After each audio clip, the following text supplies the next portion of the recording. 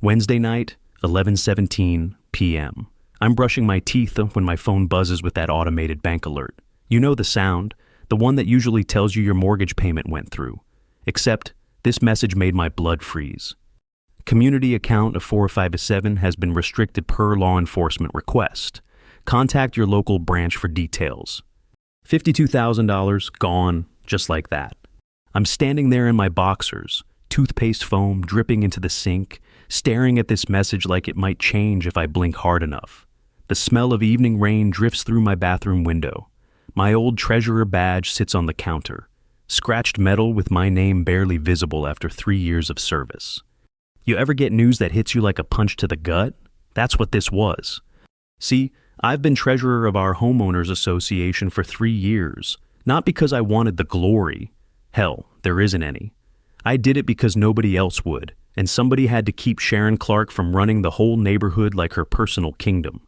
Sharon, 50-year-old redhead, with the kind of smile that makes you check your wallet. She'd been pushing for financial transparency ever since she became HOA president 6 months ago, always asking questions about expenditures, always suggesting we needed professional oversight. Now I knew why. My phone rings, Sharon's name on the screen. Jim, oh my God, I just heard about the account. Are you okay? Her voice has that fake concern, like a telemarketer pretending to care about your credit score. What did you hear exactly? I ask. The bank called me as backup contact. Something about irregularities? They mentioned law enforcement involvement. I'm watching myself in the bathroom mirror, and I don't like what I see. A 54-year-old man in underwear, holding a toothbrush like it's a weapon. This is how it starts. You get comfortable, you trust the system, and then someone with a fake smile and a hidden agenda pulls the rug out from under your entire life. Jim, you still there? Yeah, I'm here. We should probably call an emergency meeting. I mean, this affects everyone. The road repairs, the landscaping contract, Mrs. Peterson's fence replacement. She's right about one thing. 52 grand covers a lot of neighborhood problems. Problems that'll now become my problems, since every neighbor's gonna think I stole their money. Thunder rolls across our quiet street, the kind of storm that makes you want to stay inside and pretend the world isn't falling apart. But the world doesn't care what you want. Sharon, who exactly requested this account freeze? Pause. Too long of a pause. The bank didn't specify. Some kind of fraud investigation, they said. But Jim, I'm sure it's just a misunderstanding. You've always been so careful with the books. That's when I know, not because of what she said, but how she said it. Like she's already practiced this conversation in her head. Like she's been waiting for this phone call. I set my toothbrush down and pick up that old treasurer badge. 3 years of service. 3 years of keeping track of every penny, every invoice, every community decision.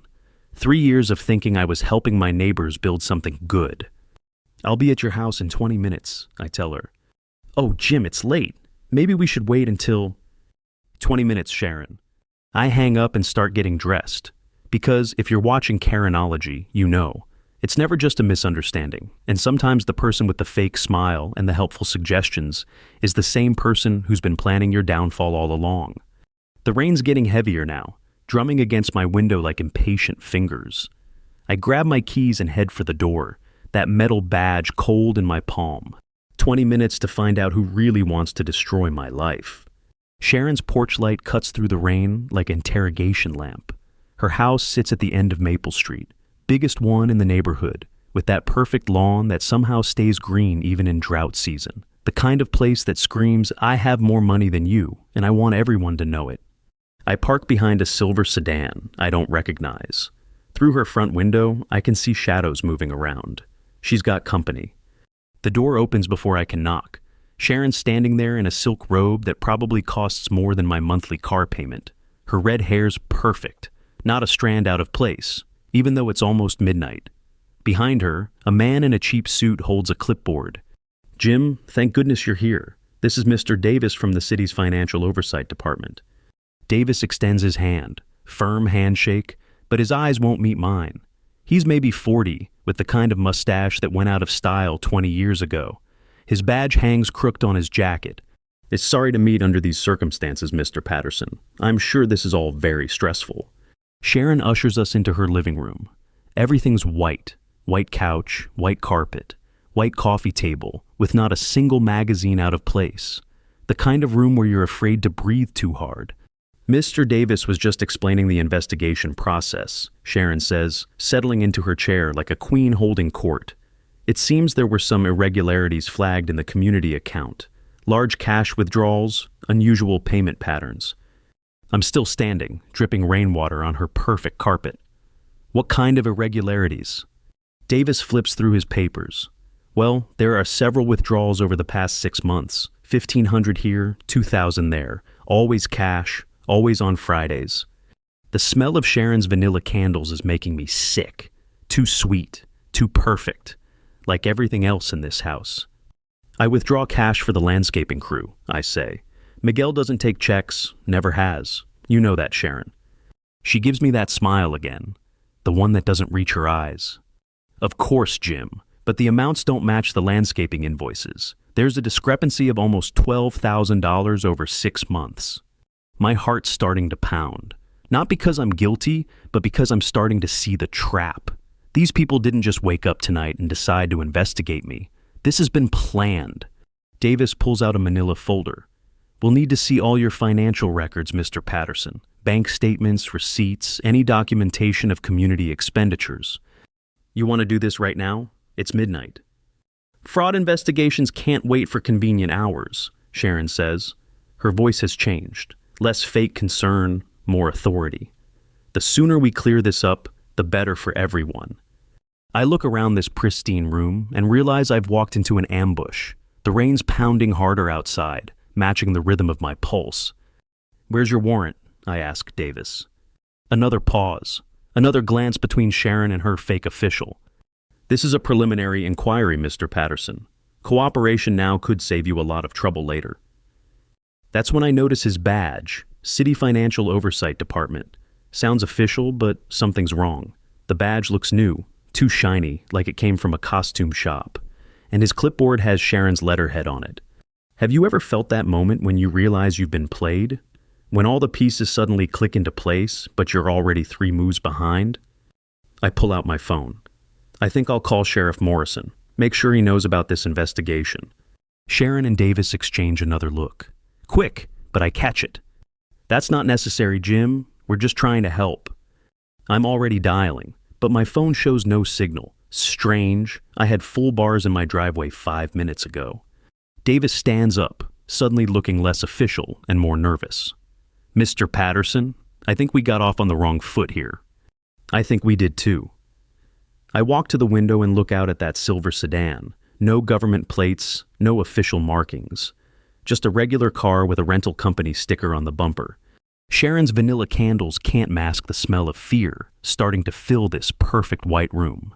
Because somebody's been very clever, very careful, and very stupid all at the same time. They forgot about the most basic rule of pulling a con. Make sure your props are convincing. And Mr. Davis just left his badge on Sharon's coffee table while he went to get more papers from his car. The badge that doesn't exist in any city department I've ever heard of. I pick up that badge while Davis is outside fumbling with his car door. The metal feels cheap, like something you'd buy at a gas station. City Financial Oversight Department in raised letters that look like they were stamped yesterday. Sharon's watching me from her white throne, and for the first time tonight, her smile's gone. Interesting badge, I say, holding it up to the light. Funny thing is, I called the city hall last month about a pothole on Elm Street. Spent 20 minutes getting transferred between departments. Never heard of financial oversight. The rain's drumming against her windows now, creating shadows that dance across her perfect walls. She shifts in her chair, silk robe rustling like dead leaves. Jim, you're being paranoid. The stress of this situation... Where'd you get him, Sharon? Craigslist? Theater group? He's got the nervous energy of a high school kid in his first play. Davis comes back through the front door, shaking water off his jacket. His mustache is crooked now, probably a fake one that's starting to slip in the humidity.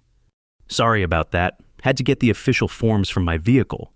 He's carrying a folder marked confidential in big red letters.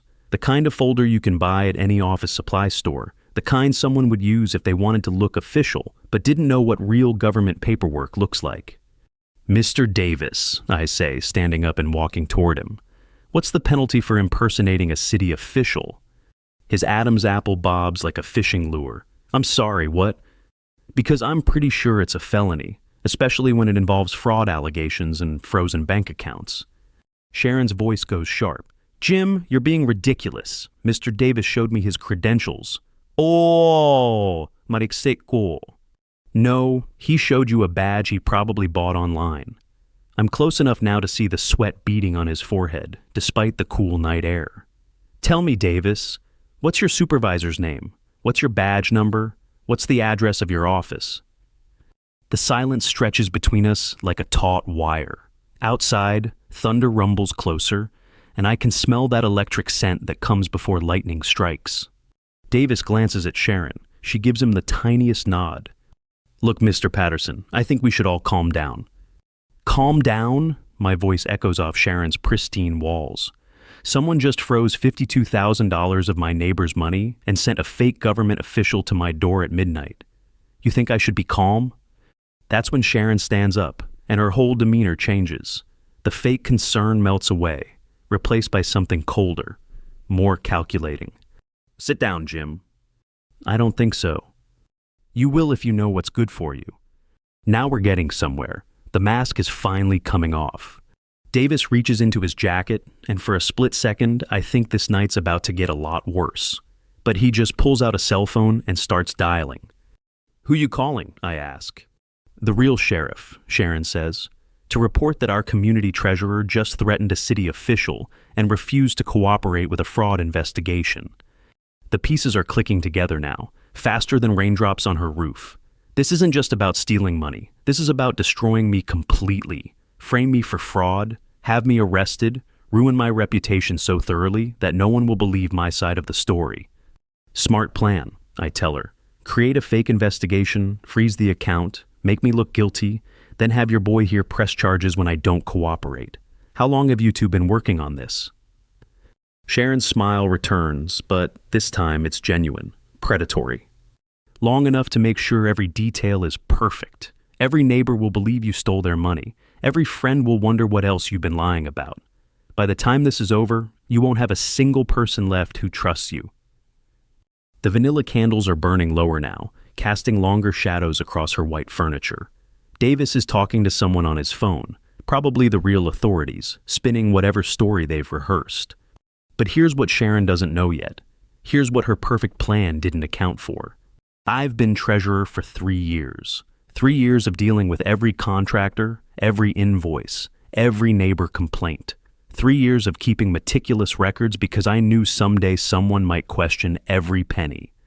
And right now, in my jacket pocket, I've got something that's going to turn this whole night upside down. Davis hangs up his phone. They'll be here in 10 minutes. Sharon settles back into her chair, looking satisfied. I really hoped it wouldn't come to this, Jim, but you forced our hand. Lightning flashes outside, illuminating the rain-soaked street. In that brief moment of light, I see my reflection in her window. A middle-aged man standing in a room full of lies, about to flip this game in ways these two never saw coming. 10 minutes until the sheriff arrives. 10 minutes to prove that sometimes the person trying to destroy you makes one crucial mistake. They underestimate exactly how much fight you've got left. I reach into my jacket and pull out a small notebook, the kind with the spiral binding that fits in your shirt pocket. Sharon's eyes narrow as I flip it open. 3 years of notes, I tell her. Every conversation, every decision, every time someone suggested we needed better financial oversight. Davis shifts nervously by the door. His fake mustache has definitely slipped. One side's higher than the other now. June 15th, I read aloud. Sharon Clark suggests we hire a professional auditor for community funds. Says she knows someone reliable. July 3rd, Sharon pushes for cash payments to landscaper, claims checks take too long to clear. Sharon's perfect posture starts to crack. Those are just suggestions, Jim. I was trying to help. July 22nd, I continue. Sharon asks detailed questions about bank account procedures. How many signatures required for withdrawals? Who has access to statements? When does the bank send alerts? The rain's starting to ease up outside, but the tension in this white room is thick enough to cut with a knife. Davis keeps checking his phone. probably wondering if he should bolt before the real sheriff gets here. You want to know the funny thing? I closed the notebook and looked directly at Sharon. I've got copies of every bank statement going back 3 years, every withdrawal, every deposit, every transaction, all documented, all legitimate. Her face is losing color now, that confident smile fading like morning fog. That's impossible, Davis blurts out. We checked the account. The discrepancies are real. I turned to him. What discrepancies? The ones Sharon told you about? The ones that exist only on whatever fake statements she showed you? That hits home. Davis looks at Sharon with something approaching panic. You said you had documentation. Shut up, Sharon snaps. Too late. The amateur in the fake mustache just confirmed what I suspected. Sharon's been feeding him lies, just like she tried to feed me. The difference is, Davis believed her. Here's what really happened, I say, settling into the chair across from Sharon's throne. You've been planning this for months, probably ever since your nephew started that landscaping business and couldn't get the community contract because Miguel's prices were better. Her jaw tightens. Bingo. You needed me out of the picture so you could award contracts to your family. But first, you had to discredit me completely, make it look like I'd been stealing so nobody would question your financial decisions going forward. Davis is backing toward the door now. The sweat on his forehead is mixing with whatever adhesive he used for that ridiculous mustache. The bank freeze was supposed to happen tomorrow morning, I continue, right before the monthly community meeting. You'd announce the investigation, show your fake evidence, and have me arrested in front of all our neighbors. Perfect public humiliation. Sharon's hands are gripping the arms of her chair so tight, her knuckles are white. You can't prove any of that. Can I? I pull out my phone and hold it up. The screen shows a recording app that's been running since I walked through her front door. Funny thing about modern phones, even when they show no signal, they can still record audio. Every word you've said tonight, Sharon, every admission, every threat, every detail of your little frame job. The color drains completely from her face. That recording proves nothing, she says, but her voice has lost all its authority. It proves Davis isn't a real city official. It proves you two planned this together. And when the real sheriff gets here, the one Davis actually called, they're going to be very interested in charges of fraud, impersonation of a government official, and conspiracy. Davis makes his decision. He bolts for the door. Where you going, partner? I call after him. Thought this was all legitimate? The front door slams behind him. Through the window, I watch him sprint through the rain to his rental car. Tires squeal as he speeds away, leaving Sharon alone with her perfect white furniture and her collapsed scheme. She's staring at me now with naked hatred, all pretense finally gone.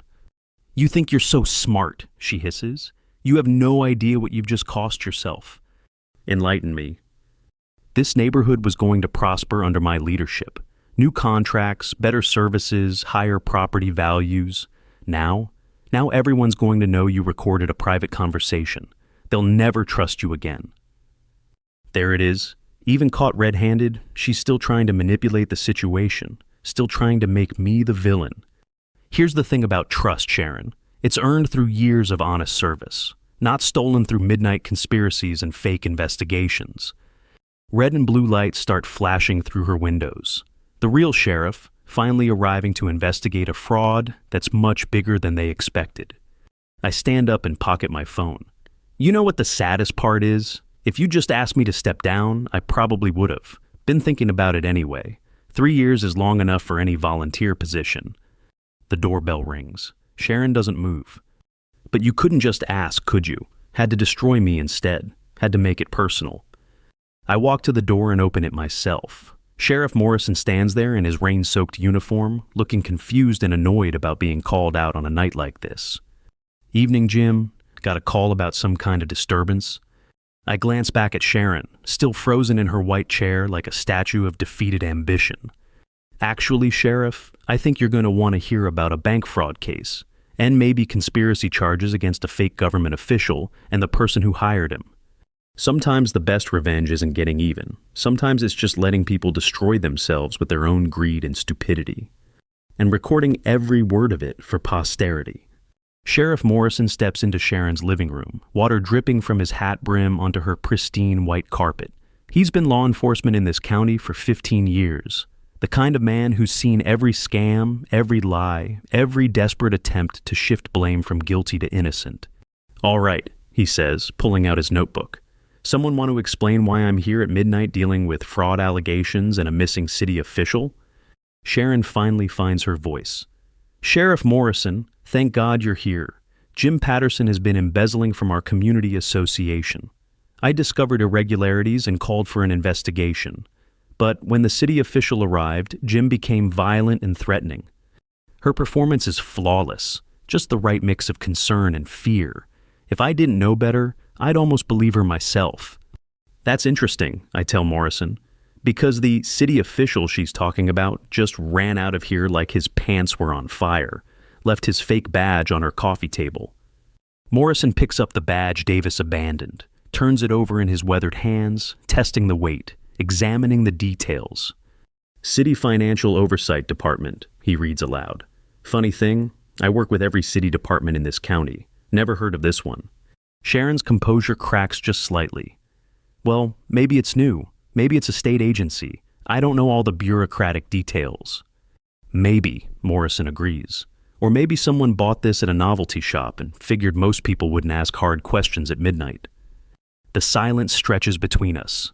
Outside, the rain has stopped, but water still drips from the gutters with the steady rhythm of a ticking clock. The vanilla candles have burned lower, casting longer shadows across Sharon's perfect furniture. Jim, Morrison continues, why don't you tell me your version of events? I pull out my phone and play back the recording. Sharon's voice fills the room, clear as day. This neighborhood was going to prosper under my leadership. New contracts, better services, followed by her admission about planning my public humiliation. Morrison listens without expression. When the recording ends, he looks at Sharon with the kind of flat stare that makes guilty people confess to crimes they didn't even commit. Ma'am, that recording suggests you conspired with someone impersonating a government official to frame Mr. Patterson for embezzlement. Care to explain? Sharon's mask finally slips completely. The concerned neighbor disappears, replaced by someone cornered and desperate.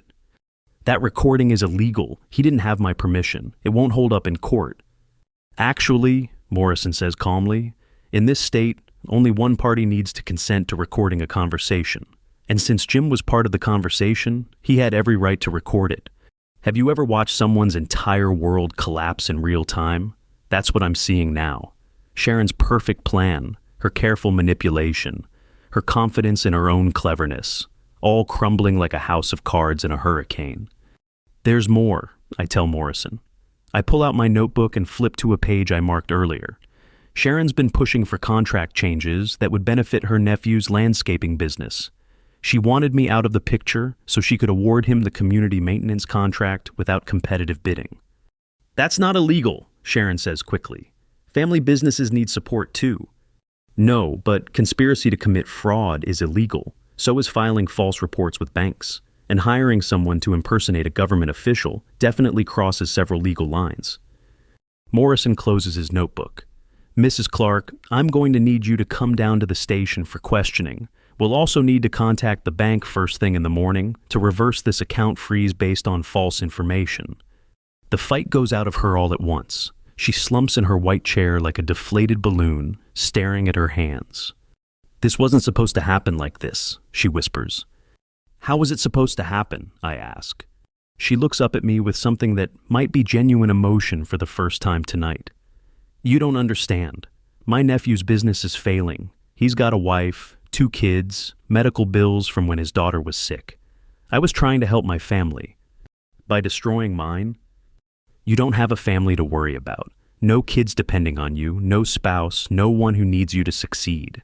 I thought it would be easier for you to start over somewhere else. That hits harder than I expected, because she's not entirely wrong. I don't have kids or a spouse, but I do have something else, a community I've served faithfully for 3 years, neighbors who trusted me with their money and their problems. You know what the difference is between us, Sharon? I stand up, feeling suddenly tired. When you wanted to help your nephew, your first instinct was to hurt someone else. When I wanted to help this community, I just did the work. Morrison clears his throat. Mrs. Clark, we need to go. As they head toward the door, Sharon turns back one last time. "This won't end here, Jim. Even if the charges don't stick, people will remember. They'll always wonder if maybe there was some truth to it. Your reputation will never be completely clean again." She's probably right about that. In small communities, whispers have a way of outlasting facts. But I've learned something important tonight about the difference between being right and being ruthless. Sometimes being right is enough. Morrison pauses at the doorway. "Jim, that was smart thinking with the recording. But next time someone tries to frame you for embezzlement, maybe call me before you confront them alone." "Next time, I promise, I'll know better." But as I watch Sharon get escorted to the patrol car, her perfect image finally shattered beyond repair, I can't help wondering if this victory will cost more than I'm prepared to pay. In small towns, enemies have long memories, and Sharon Clark just became the kind of enemy who never forgets. 3 days later, I'm standing in the community center facing 47 of my neighbors. The emergency meeting Sharon demanded is finally happening, just not the way she planned. The room smells like burnt coffee and old carpet. Fluorescent lights flicker overhead, casting harsh shadows on faces I've known for years. Some look supportive, others seem suspicious, most just look confused. Margaret Peterson, 73 years old with silver hair and sharp eyes, raises her hand first. "Jim, we heard Sharon was arrested, but we also heard about the bank account being frozen. What exactly is going on with our money?" "Fair question." I pull out my phone and connect it to the community center's ancient sound system. I think the best way to answer that is to let you hear exactly what happened Wednesday night. I play the recording.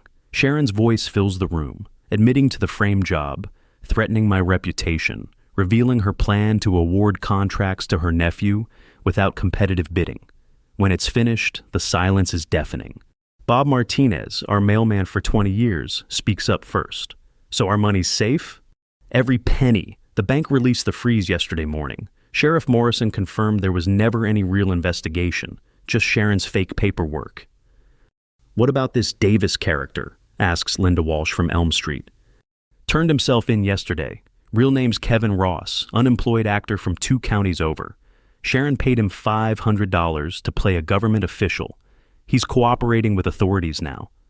The murmurs around the room are getting louder. People are angry, not at me, but at Sharon, at being manipulated, at having their trust betrayed. That's when Albert Rose stands up in the back of the room.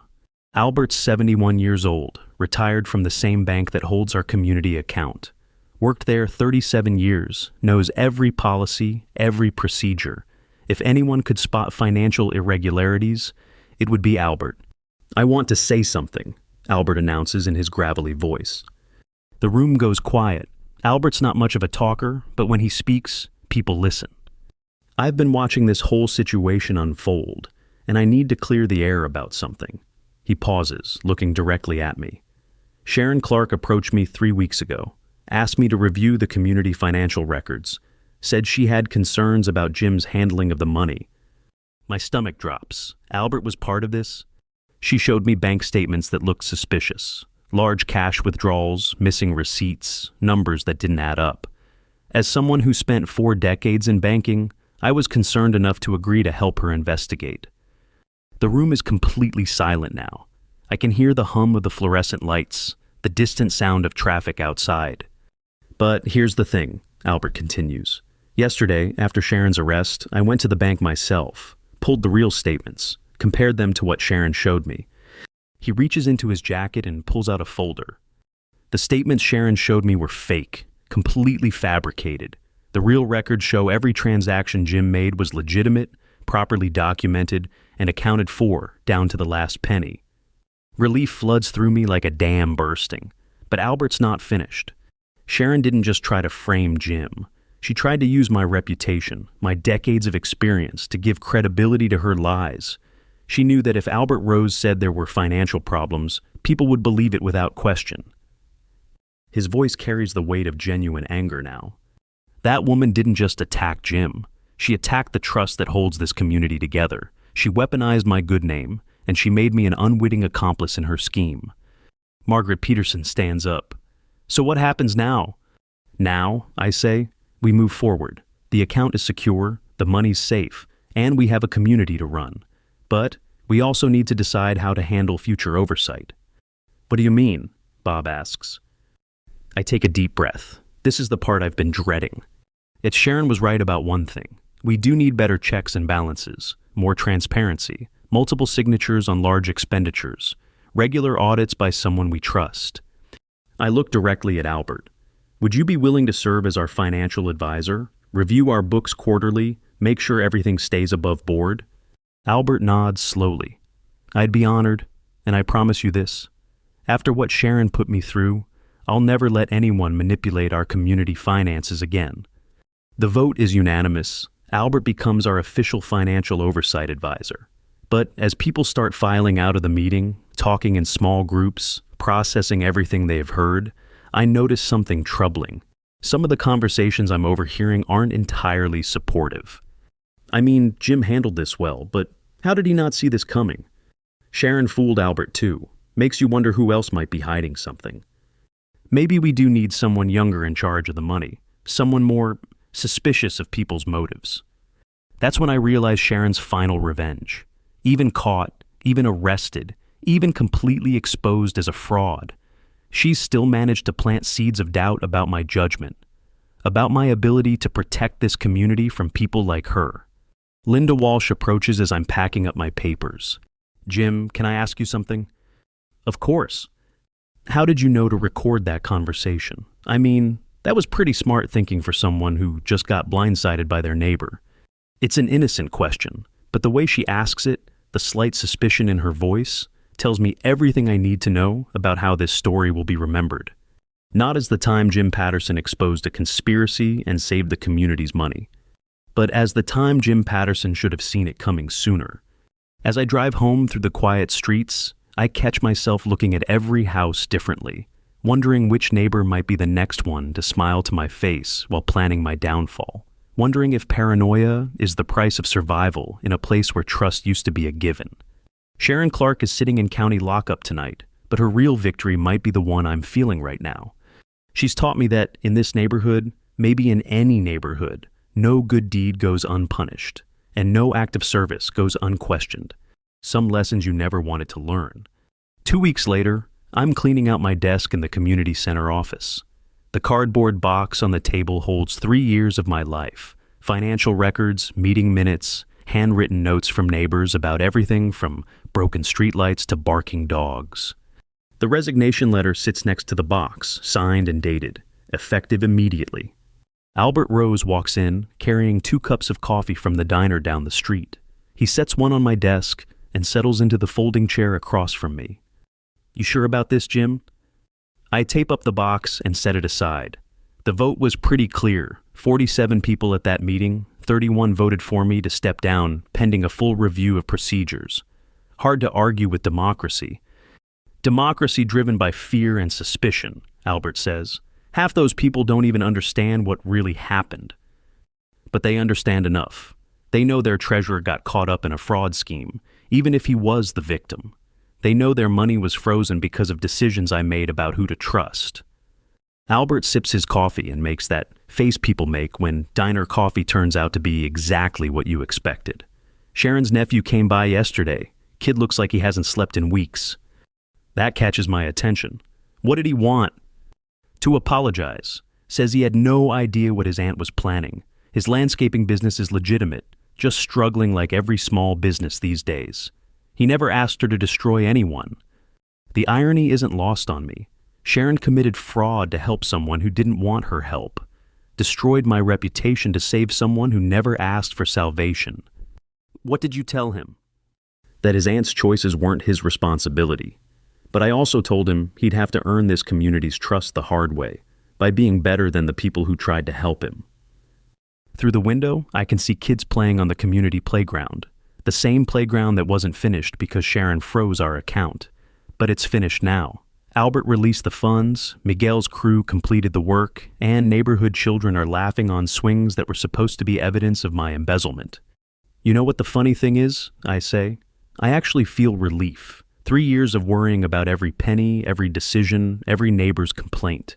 3 years of trying to be perfect because I knew someone was always watching, always ready to criticize. And now, I pick up that old metal treasurer's badge from the desk, the one that was in my bathroom when this all started. 3 years of wear have made the scratches deeper, but my name is still visible beneath the tarnish. Now I get to be just another neighbor, just another guy who shows up to meetings and votes on other people's decisions. Albert finishes his coffee and stands up. The community's loss is your freedom's gain, I suppose. After he leaves, I sit alone in the empty office for a few more minutes. The fluorescent lights are humming, the same tune they hummed during that emergency meeting. The coffee maker in the corner still has that burnt smell it's had for months. This room has been the center of more drama than most people see in a lifetime. Heated discussions about snow removal budgets, arguments over noise ordinances, passionate debates about whether the community garden should allow tomatoes or just flowers. And now, one woman's greed and desperation turned it into the scene of a crime that never actually happened. I lock the office door one last time and walk out to my truck. The parking lot is empty except for a few scattered leaves from the oak tree that needs trimming. Another item for the next treasurer to worry about. My phone buzzes with a text message. It's from Margaret Peterson. Jim, heard about your resignation. Just wanted you to know, some of us remember what you really did for this place. Thank you. 3 years of faithful service, and what I'll be remembered for most is the 2 weeks I spent proving I wasn't a thief. But maybe that's enough. Maybe the people who matter will remember the right version of the story. And maybe the people who choose to believe whispers over evidence weren't worth serving anyway. I drive home through streets I helped maintain, past streetlights I helped repair, through a neighborhood I helped hold together one small decision at a time. Sharon Clark gets out of county lockup next month. Her nephew's landscaping business is slowly rebuilding its reputation. Albert Rose has implemented new financial oversight procedures that would make a bank president proud. And me, I'm learning something I never thought I'd need to know at 54 years old. Sometimes the best way to serve your community is to let someone else take the heat for a while. Sometimes the bravest thing you can do is walk away from a fight you've already won. And sometimes, when you've spent years trying to be the person everyone can trust, the greatest victory is finally trusting yourself enough to stop caring what everyone else thinks. I pull into my driveway and sit in the truck for a moment, engine ticking as it cools. Tomorrow, I'll sleep in past 7 for the first time in 3 years. I won't check the community email account. I won't answer calls about broken sprinkler heads or complaints about parking violations. For the first time in 3 years, my biggest responsibility will be taking care of myself. That old metal badge is in my pocket, and I can feel its weight against my chest. Not the weight of obligation anymore, but the weight of service completed, duty fulfilled, and trust betrayed by someone else's choices, not mine. Some battles you win by fighting, others you win by walking away with your integrity intact. And sometimes, if you're really lucky, you win by learning that the opinion that matters most is the one you have of yourself when you look in the mirror each morning. I'm still the same man who served faithfully for 3 years. Sharon Clark's lies don't change that. The community's fears don't diminish that. And the whispers of people who'd rather believe conspiracy theories than complicated truths don't alter the reality of what I accomplished. The badge goes in my desk drawer at home, next to tax returns and insurance papers and all the other documents that prove a life lived responsibly. Someday, maybe years from now, someone will find it and ask what it represents. And I'll tell them it represents the price of public service, the cost of community trust, and the value of knowing when your work is done. Even when the people you serve don't realize it yet.